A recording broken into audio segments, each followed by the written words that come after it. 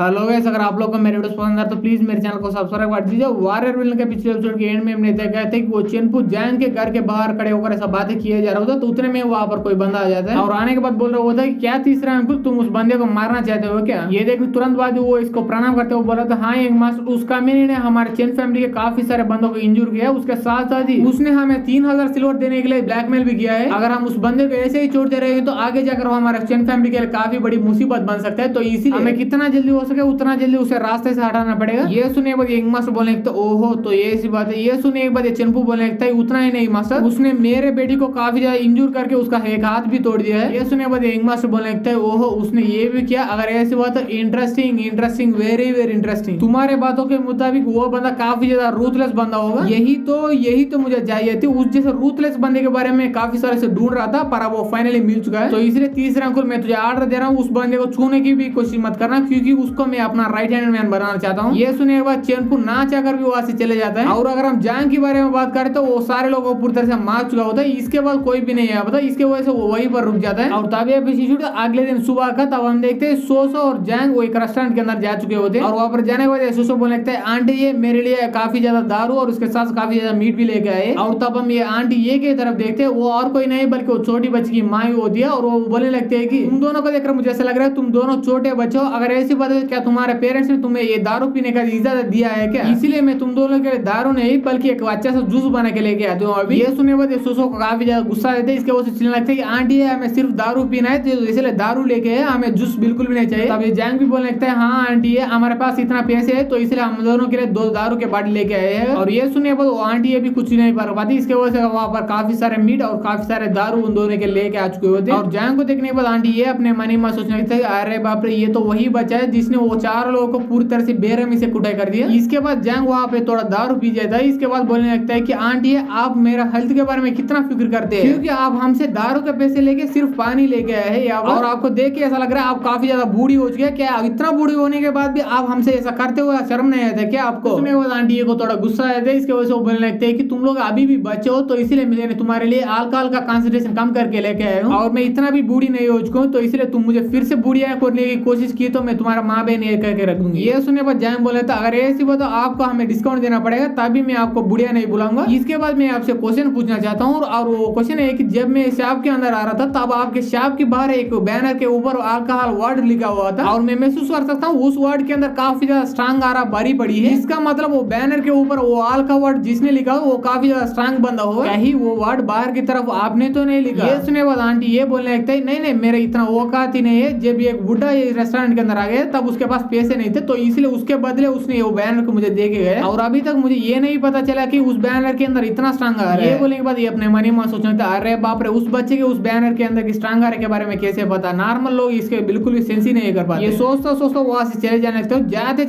अपने मन ही मन सोचने लगते ये बच्चा कितना आसान दिख रहा है, उतना आसान बिल्कुल भी नहीं है, तो इसलिए मुझे भी इससे संभाल के रहना पड़ेगा अभी से। और तभी उसी रेस्टोरेंट के अंदर कोई बंदा आ रहा होता है, वो एक पालकिन पर बैठा हुआ होता है। और तभी फूड की स्मेल की वजह से जैंग के शर्ट के अंदर से वो बिल्ली बाहर आ जाता है। इसे देखने के बाद वो पालकिन पर बैठा हुआ बंदा बोल रहा होता है कि ये कैट काफी ज्यादा सुंदर लग रहा है, तो इसलिए मुझे काफी ज्यादा पसंद आया, तो इसलिए लाभा वाला वो कैट मुझे दे दे चुपचाप। ये सुनने बाद जैंग एटीट्यूड से बोलने लगता है कि तेरा जान भी मुझे काफी ज्यादा पसंद आया, इसलिए लाभा वाला उसे मुझे दे दे। ये सुनने बाद उस बंदे को काफी ज्यादा गुस्सा आता है। इसके वजह से बोलने लगता है, क्या ये सिर्फ इस बिल्ली के लिए तुम अपना जान खोना चाहते हो? क्योंकि मैं एक कल्टिवेटर हूँ, तो इसलिए अगर मैं तुम दोनों को मारना चाहता हूँ अभी आसानी से मार सकता हूँ। ये सुनने पर जैंग बोले तो ओहो, अगर ऐसी बात है एक बार आकर ट्राई मार लो, उसके बाद तुझे भी अच्छी तरह से पता चल जाएगी कौन मारता है और कौन मारता है। और ये सुनने के बाद वो बंदे की भी थोड़ा फट जाती है। इसके वजह से वो थोड़ी देर सोचने लगता है। इसके बाद वो वहां से चले जाता है। वो बोल रहा होता है, तुम जैसे चींटी को मार के मुझे कोई भी मजा नहीं आने वाला, तो इसलिए मैं ऐसा चले जा रहा हूँ। ये बोल के वहां से चले जाने लगता है। और वो बंदा वहां से जाने के बाद सोसो बोलने लगता है कि जैंग उस बंदे को कपड़े को उसके एटीट्यूड को देखने के बाद मुझे ऐसा लग रहा है वो बंदा या तो काफी ज्यादा स्ट्रांग कल्टिवेटर होगा या काफी ज्यादा अमीर बंदा होगा, तो इसलिए वो भी वो चेनपू की तरह हमसे बदला लेने के लिए फिर से यहाँ पर आएगा, तो इसलिए हमें जल्दी ऐसे निकलना पड़ेगा। ये सुनने के बाद जैंग दारू पीते हुए बोला होता है, तुझे उसके बारे में चिंता करने की कोई भी जरूरत नहीं, तू चुपचाप अपना दारू पी लो। उतने में वही बंदा उसी रेस्टोरेंट के अंदर आ जाए, तो आने के बाद बोलने लगता है, यंग हीरो एक बार मेरे बात सुन लो। जब मैं नाटक करते करते आपको डराने की कोशिश की तब आप मुझसे बिल्कुल भी डरे नहीं, ऐसा क्यों? अगर मेरे एक्टिंग के अंदर थोड़ा सा कमी है तो उसके बारे में प्लीज मुझे बता दो, क्योंकि मैं उसको ठीक करना चाहता हूँ। ये सुनने के बाद जैंग बोलने लगता है, तुम्हें देखकर मुझे ऐसा लग रहा है तुम एक स्विंडलर हो जो कि बंदों को बुद्धू बना के उससे पैसे लूटता है। अगर मैं सच बोलूं तो जब तू पहले बार मेरे पास आए तब मुझे कोई भी शक नहीं हुआ, पर तू जब तू मेरे साथ बाहर बार किया तब मुझे पूरी तरह से कंफर्म हो चुका है तुम एक स्विंडलर हो और तुझे मानना ही पड़ेगा भाई, क्योंकि इस जैसा कल्टिवेशन की दुनिया के अंदर भी तुम लोगों को बुद्धू बना के पैसे लूटते हो और इतना साल ऐसा करने के बाद भी तुम अभी तक जिंदा ही हो। वेल वो सब तो छोड़ो, तुम यहाँ पर क्यों आए और तुम यहाँ पर क्या करने के लिए आए हो। ये सुने बाद बंदा बोलने लगता है मैं काफी ज्यादा टैलेंटेड बंदा था अपने बचपन से ही, तो इसलिए मेरे मास्टर भी मुझे कुछ भी नहीं सिखा पाए, तो इसलिए मैं खुद ही ये पूरा दुनिया घूम के सीखना चाहता था, इसलिए मैं यहाँ पर सफर पर निकल पड़ा। ये सुने बाद जैंग बोलने लगता है बकवास बंद करो और सच सच बताओ। ये सुने बाद वो बंदा बोलने लगता है कि अरे ऐसी बात हो, मैं सच बोल ही देता हूँ, मैं पहले गेट के यहाँ पर काम करता था पर वहाँ पर कुछ ऐसा गड़बड़ हुआ, इसके वजह से मैं तब से वहाँ पर यहाँ पर घूमता रहता हूँ। तब जैंग बोलने लगता है वो सारे क्वीन मैन मिलके किसके साथ पंगा नहीं लेना चाहते, उसी के साथ पंगा ले,